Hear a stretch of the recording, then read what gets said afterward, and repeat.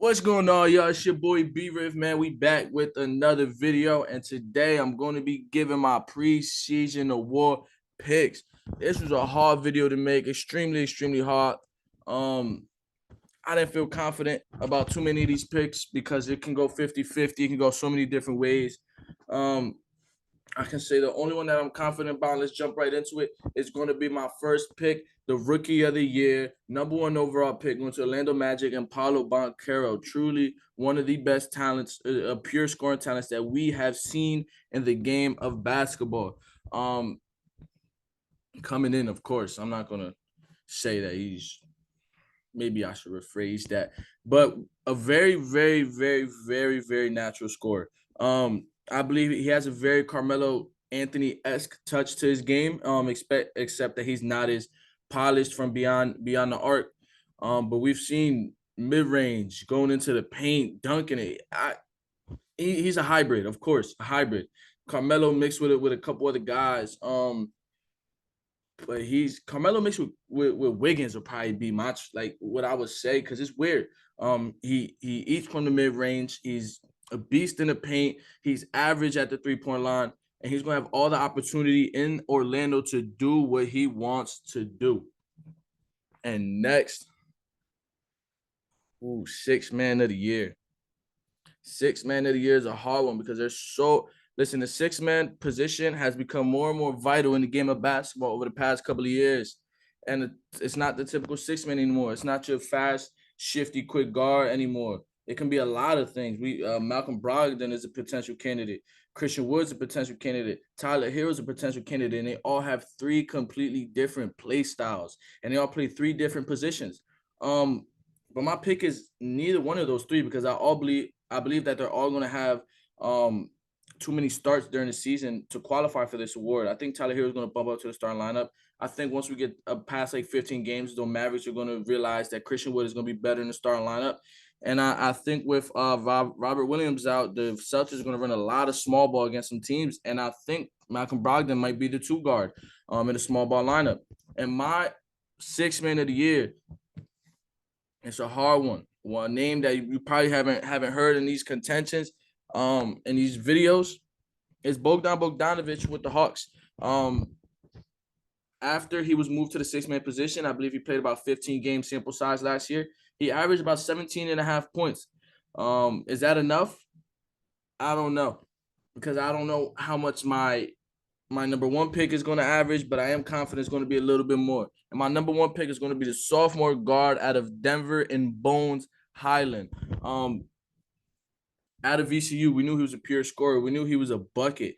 And now with Jamal Murray back, with Kentavious Caldwell post line into the starting two spot, they have a very compelling case for the sixth man of the year. Like I said, pure bucket. He is more the traditional six man, the Jamal Crawford, the Lou Will kind of guy. Just an amazing talent. So that is my pick for this award. All right, we back. And now I got the defensive player of the year. This, I believe, is ultimately down to four people. I don't think we're not gonna have any more guards in contention this year.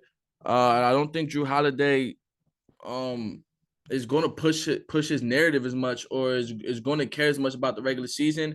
We see he tends to lack a little in the regular season now that he's on a good championship contending team, and he tends to turn it on in the playoffs.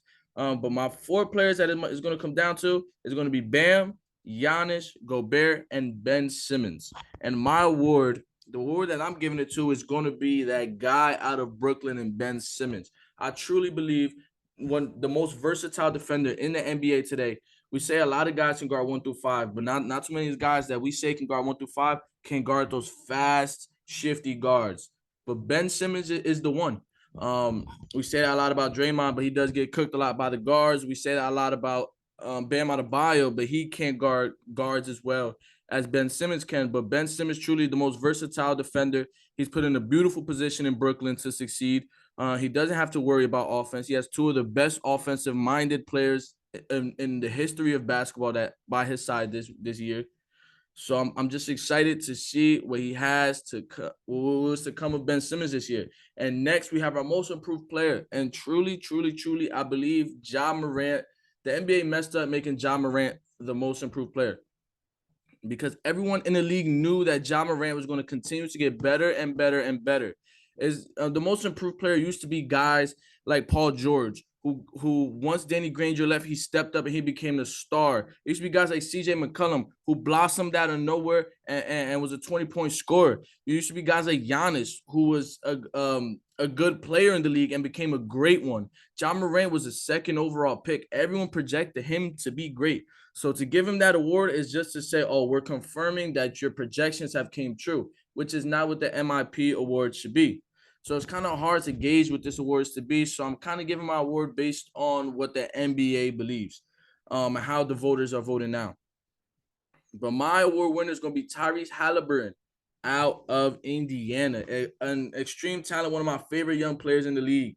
Um, I was completely surprised when Sacramento traded him. He loves Sacramento. He embraced Sacramento, but ultimately he is put now in a position with the Pacers where this is his team. He has two big men around him who he can run pick and pop, pick and rolls with. He's a maestro in the playmaking side. He's a big guard, so he's going to take advantage of those smaller guys. I think he stands at about 6'5" with a very long wingspan. So that's how he gets his buckets, is taking advantage of those smaller guards. He has a good stroke from the three-point line. Even though it's a weird jumper, it does fall.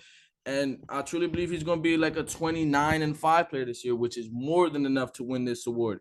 Other guys in contention is like Kate Cunningham, Anthony Edwards, but those guys are already stars. Like they're the number one picks. There's no most improvement to be done. They are already projected to be great. So to give them this award, I feel like it's a kind of a cop out, because if you're the number one overall pick, you're expected to be this great. So to be great is not like, it's not warranted of the most improved in my eyes. And finally, we have the MVP award. Man, there's so many guys I think are in contention of this year. KD has a compelling case with his resurgence with the Nets.